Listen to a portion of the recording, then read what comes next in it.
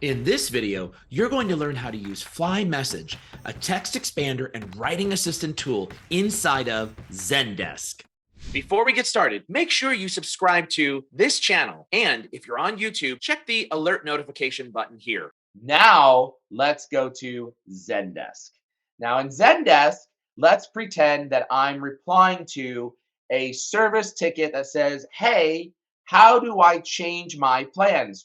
Now in Zendesk, you have the ability to be able to reply to any of your open tickets and attach images. Let's say you're a CSR and you're going to reply to this, how to change my plan. All I have to do is dash CHGPLANS, and bada bing, bada boom. It pops up inside there. And I'm going to say, hey, Felipe, thanks so much for your question.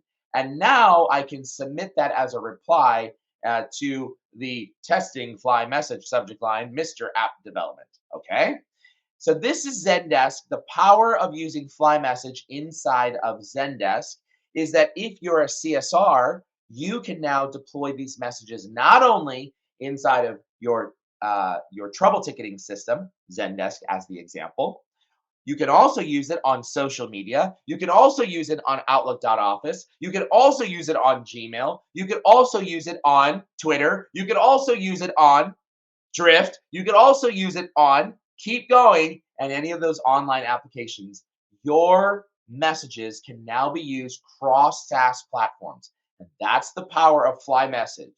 And you'll want to make sure that you build out these messages and test them. Sometimes you get these things like lines are too close to images or images are too close to videos, and you have some spacing. So you'll adjust that inside of FlyMSG, test and deploy, and bada bing, bada boom.